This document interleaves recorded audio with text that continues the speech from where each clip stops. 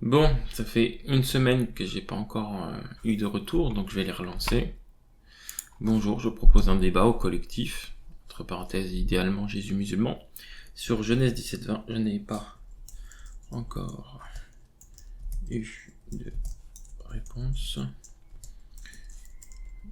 depuis la semaine dernière.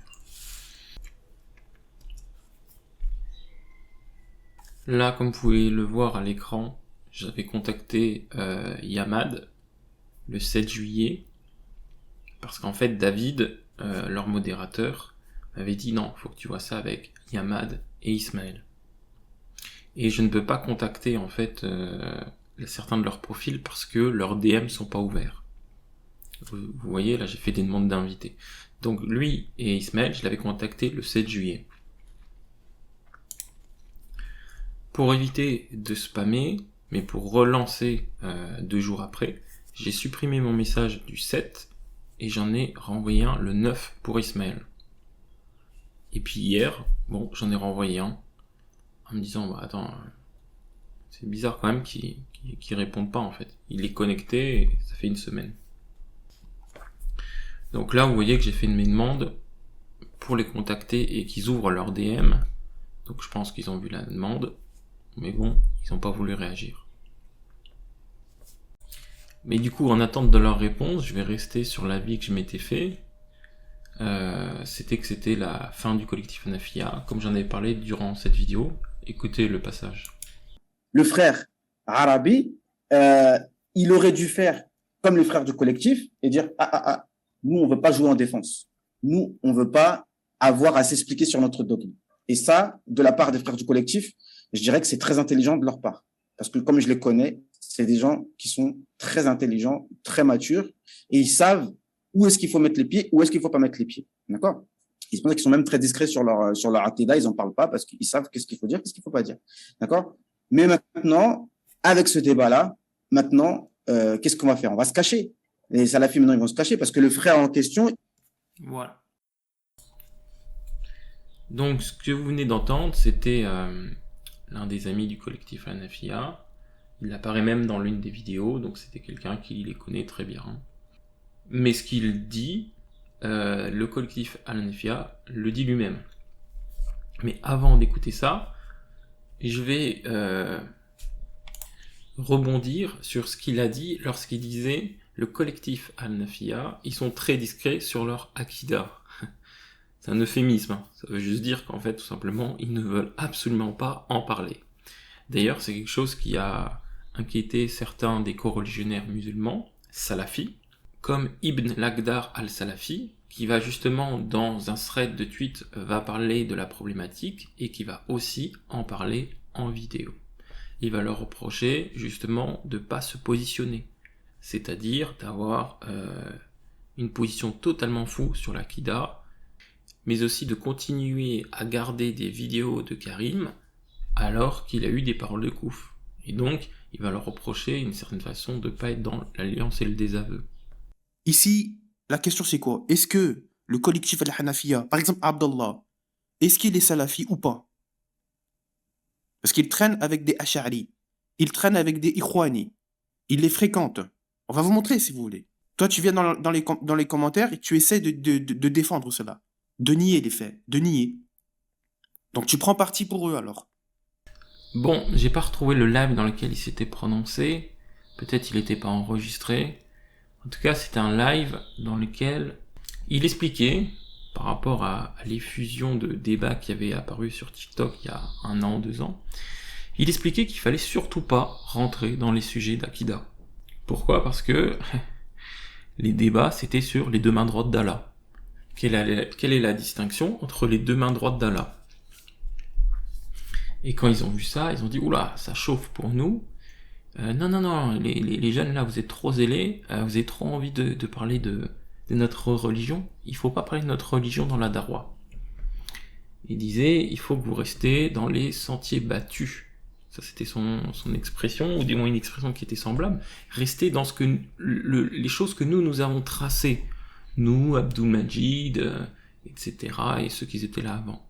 C'est-à-dire la crucifixion, Genèse 17-20, etc. Il dit restez dans la Bible, surtout restez dans la Bible, il ne faut pas qu'on se justifie. Exactement comme le frère Abou tout à l'heure il avait dit. Et finalement, c'est ce qui s'est passé le jour où, suite au fait que Ismaël arrive sur TikTok et essaye de débattre avec Alexandre Salomon, JMS vient dans le live et lui dit « Attends, avant de lui proposer un débat, ce serait pas mieux de faire celui qu'on devait faire depuis 4 ans, celui qu'on avait planifié, celui dont on avait parlé ?» Et là, Ismaël est très sûr de lui, il dit « Non, les gars, y a pas de souci, et on va le faire. Je vous assure qu'on va le faire, etc. Ce soir, on s'appelle pour organiser le débat. » Et le soir, qu'est-ce qui s'est passé? Il l'a appelé pour commencer le débat, en pleine nuit, comme ça. Ça, vous pouvez le retrouver sur notre chaîne. Envoyé un message à tes collègues, j'ai envoyé un message à Libas, Baki, bizarrement personne ne nous répond. Moi, j'estime que à partir du moment où tu nous promets des choses et tu respectes pas ta parole, c'est un peu bizarre. On te demande juste un débat, on te demande juste un débat transversal sur ta divinité et la divinité chrétienne. Est-ce que tu... Ok, allez, je t'écoute. Regarde, Jeunesse, regarde bien, Jeunesse. En fait, je veux juste que tout le monde, encore une fois, dans le respect, vous allez voir que le débat aura lieu, il n'y aura pas de souci. Il n'y a pas de problème. Laisse-moi juste terminer ce débat. Je t'ai pas coupé quand t'as parlé. Non, mais de toute façon, je reste pas longtemps. C'est juste pour que. Voilà. C'est pour ça que je t'ai attrapé. C'est comme ça, tu ne pourras pas faire. Tu pourras pas faire. Ok, vas-y. Je termine. Ok, vas-y. Quand il a commencé à vouloir rentrer dans ce mot sifat, c'est le moment où Hanifi, on faisait moins de débat. Je lui dis, écoute, le débat, on va le faire. Moi, j'ai qu'une parole. Ce débat-là, il n'y a aucun problème. C'est un détail pour moi, ce débat-là. C'est juste que moi, c'est pas un sujet qui est traité forcément, mais on va le faire, il n'y a aucun problème. Si tu veux le faire cette semaine, on le fera cette semaine, il n'y a aucun problème. Ok, pas de problème. Il n'y a aucun problème. Écoute bien ce que je veux dire. Écoute bien, à une seule condition, par contre. C'est quoi ta condition? La condition, c'est que les négociations du débat seront publiées.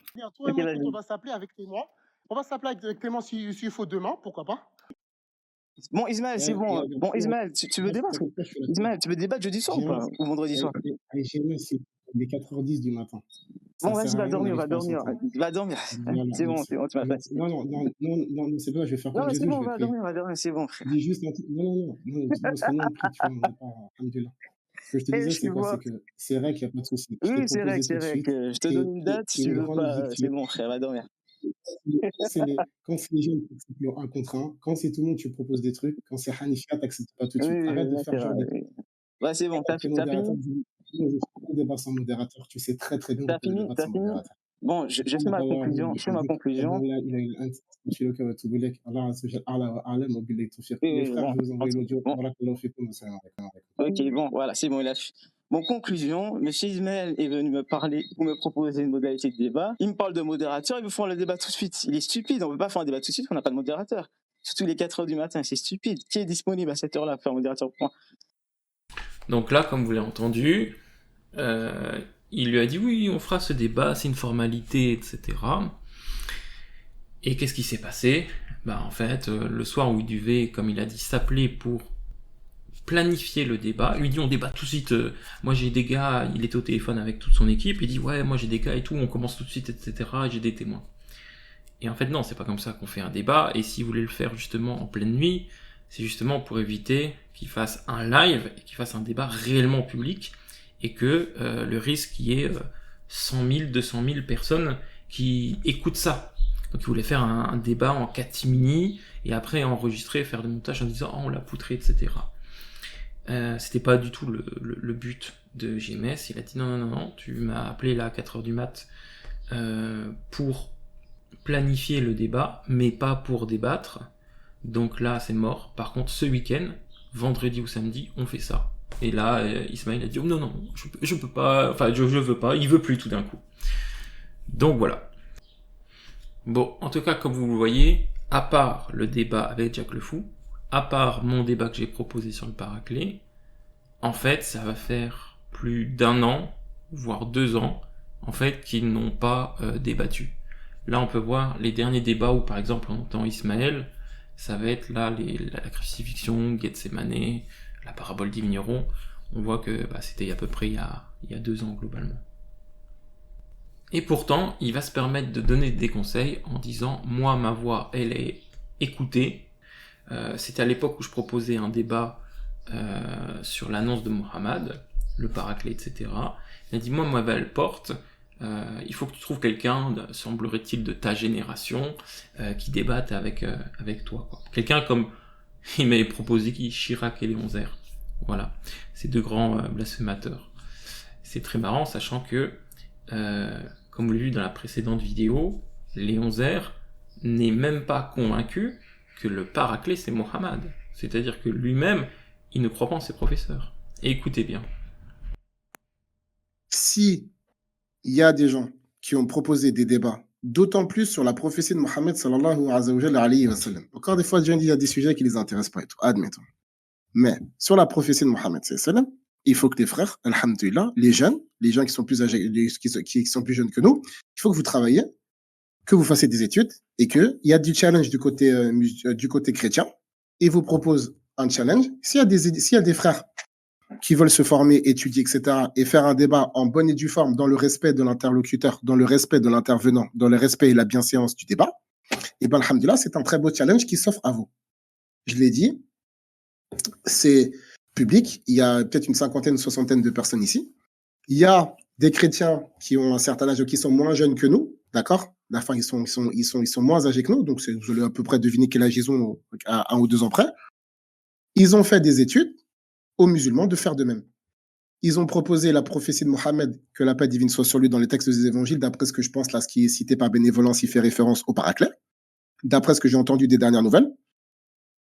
C'est un beau challenge qui s'offre à vous et à vous de porter votre religion et à vous de répondre aux défis. T'as vu, je l'ai dit, tu sais que ma voix, elle porte bénévolence, on se cache pas.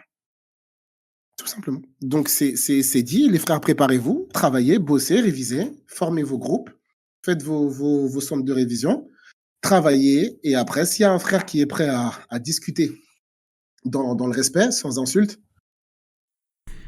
Finalement, c'est peut-être cette dernière phrase qui empêche qu'il y ait du débat avec moi-même. C'est peut-être que, en fait, du côté de Léon Zère, etc., il manque cette capacité à avoir du respect et ne pas insulter. Je pense que c'est peut-être pour ça qu'il débat pas. Et on te fait pas des sens, tu montes à la tête. Mais Mortada, bien acheté, ils m'ont fait un débat. Monte à la tête, monte à la tête. Ok, vas-y, tu veux Léon t'accepte ou pas son débat, lui? Vas-y, il veut échanger sur quoi? Ah, tu connais. Ça fait 2 ans que je te propose le même débat. Sur quoi? Tu veux quoi? Le même que je t'ai proposé depuis 2 ans. Depuis des ans. C'est quoi? Vas-y, c'est quoi? Allez, fais pas genre. Par Allah, vas-y, c'est quoi? Par Allah, c'est une formule de politesse ou quoi? Tu veux sur le paraclet? Mais bien, tu vois, tu connais. C'est sur le paraclet ou pas? Ouais. Ok, tu veux prouver quoi avec le paraclet? Comment ça, je veux prouver quoi? Moi, j'ai rien à prouver. Hein. C'est vous qui avez des choses à prouver là-dedans. Ah, moi, j'en ai rien. Ah, écoute, j'en ai strictement rien à faire de votre texte.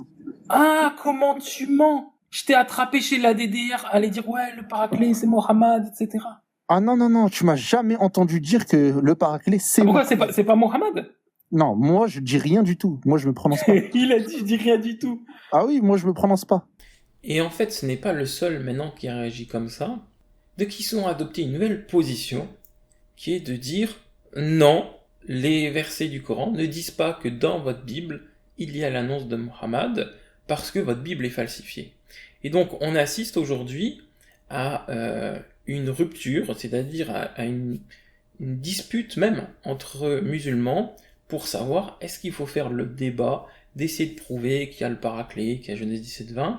C'est-à-dire que la vieille école du collectif Hanafiya commence à complètement disparaître pour laisser place à des nouveaux musulmans dans la prédication islamique qui disent « Nous, l'islam est vrai, la Bible est falsifiée, voilà, on va pas essayer de dire que le paraclet c'est Mohammed, que Deutéronome 18-18 c'est Mohammed, que Genèse 17-20 c'est l'islam, parce que c'est falsifié et il ne faudrait pas rentrer dans ça. » Et l'élève. Ouais. Et regarde, nous sommes musulmans, n'est-ce pas? Et donc la Bible, c'est pas notre texte. La Bible, c'est pas, tu vois. La Bible le Coran ne parle pas de la Bible. Le Coran ne dit pas allez-y lire la Bible. Au contraire, on a même des hadiths où on nous dit non, ne cherchez pas, ne vous fatiguez pas à lire des choses qui contiennent des faussetés. Donc, Inch'Allah, est-ce que tu peux continuer la discussion, mais sur le sens de t'inquiète pas, ça. Je vais chuter. Je vais chuter. Reste sur la critique interne et ne sois pas de ça, Inch'Allah. Ne t'inquiète pas, Oussard. Je vais chuter, puis on va rentrer dans le Coran. On va laisser même on va vous appeler les chrétiens de nous poser les questions dans le Coran. On va rester uniquement dans le Coran. Pour ne pas... Continue sur la Bible. Non, je vais continuer. Oui, je continue. D'abord, parce que celui qui a dit que Oussard, dernièrement, maître Oussard, est en train de montrer que Mohamed Ali Salam n'est pas annoncé dans la Bible. Vous voyez, si c'est là. J'ai dit, il a quand même prouvé que c'est faux. Ah, non, voilà, attends. Le prophète sallallahu alayhi wa sallam, il n'y a nulle part où on dit qu'il est annoncé dans la Bible. Hein? Nulle part. Il n'y a nulle part dans l'islam où Allah dit que Mohammed sallallahu alayhi wa sallam est annoncé dans la Bible. En tout cas, c'est vrai. En tout cas, c'est vrai. Il y a l'Injil et la Taurat. Si lui, il veut dire que c'est la Bible, il n'a qu'à nous prouver que c'est la Bible, d'abord. Il n'a qu'à nous prouver que les livres dont Allah parle, ça, c'est la Bible. Donc là, vous voyez le malaise entre ceux qui veulent défendre que Mohammed est dans la Bible des chrétiens et ceux qui ont abandonné ça. Donc on voit qu'il n'y a plus du tout de ligne directrice, ils savent même plus comment se positionner dans le débat. L'élève du Stade Jani, Jazakallah khair pour ton initiative, et je comprends tout à fait ta méthodologie, mais t'as vu, quand Gojo il est monté, moi cette méthodologie-là, je ne la fais pas. D'ailleurs, je ne crois pas en la Bible. Je ne crois pas en la Bible, je ne crois pas en l'évangile qu'ils ont les chrétiens, et je ne crois pas en la Torah que les juifs ils ont de maintenant. Et d'ailleurs, plusieurs savants, ils l'ont dit. Ibn Abbas, Ibn Taymiyyah, ils ont dit que les musulmans, nous, on ne s'appuie pas sur la Bible, ni sur la Torah que les juifs ils ont maintenant, ni sur l'évangile qu'ils ont maintenant, car ils l'ont falsifié, c'est-à-dire les juifs ils l'ont falsifié dogmatiquement, et les chrétiens ils ont écrit un livre et ils ont dit voilà, prenez, ceci vient de la part d'Allah. On peut le voir dans tous les épîtres de Paul qu'ils ont dit voilà, c'est des épîtres et ce sont des révélations d'Allah, de Dieu. Alhamdulillah. Maintenant Jazakallah khair. Maintenant, regarde, moi je... Ok, il n'y a pas de problème. Oussard, s'il te plaît. Merci beaucoup. On va chuter vite, puis on va sur le propriétaire de live. Maintenant, il n'a pas fini. Laisse-le finir. Non, c'est pas grave. Ok. Jazakallah khair, Klazer, Jazakallah khair, les frères. Du coup, moi je vais juste revenir sur la base. Parce qu'à la base, faudrait pas oublier quand même le point de base.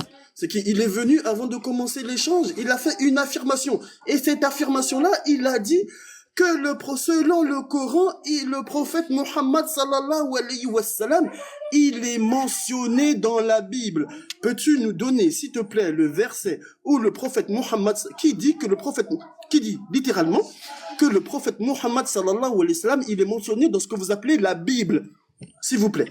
Bon, comme vous l'avez vu, l'intérêt du jeu, ça s'effrite complètement côté musulman. C'est pour ça qu'aujourd'hui, par exemple, on voit plus du tout de débat. Et tous les débatteurs musulmans vont bloquer les chrétiens qui connaissent un peu les écritures, les débatteurs chrétiens, et vont vouloir faire que des lives pour capter, en fait, des chrétiens du quotidien et leur poser des vieilles ambiguïtés répandues depuis plus de 10 ans. Ah, j'allais oublier, il y a aussi certaines personnes qui esquivent le débat en prétextant que depuis août dernier, soit 1 an, la personne n'est pas disponible parce qu'elle est en vacances, c'est des très longues vacances, et qui va conseiller aux gens de arrêter un peu les débats classiques, les débats publics, parce que évidemment ça marche pas vraiment parce qu'ils les perdent, mais plutôt de contacter les gens en privé, et surtout les très jeunes.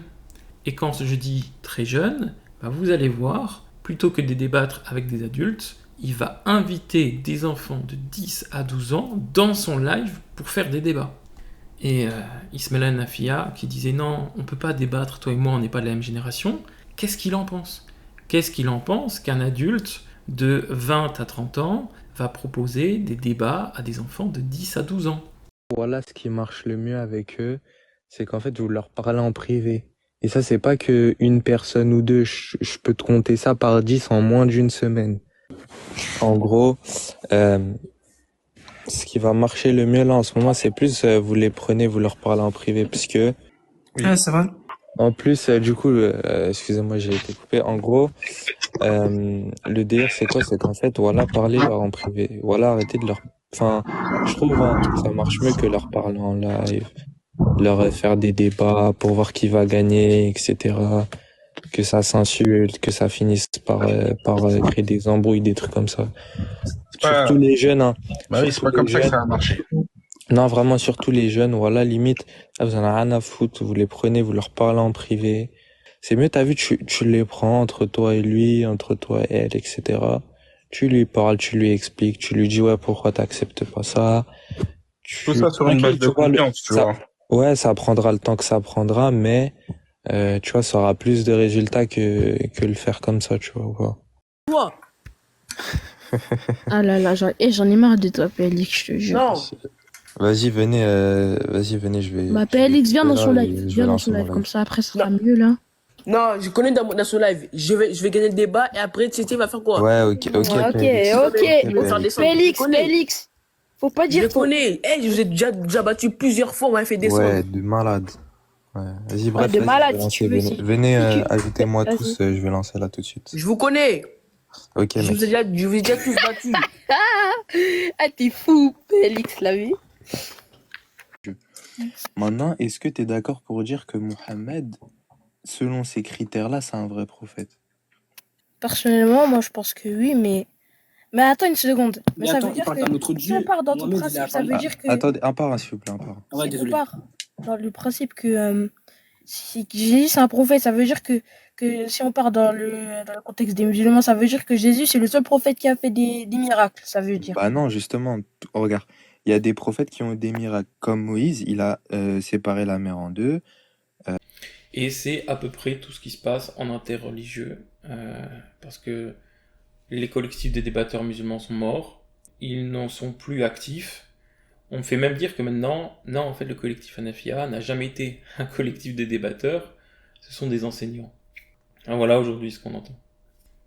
En tout cas, je vous souhaite une bonne journée, soyez bénis. L'islam est venu avec l'épée et disparaîtra avec Internet.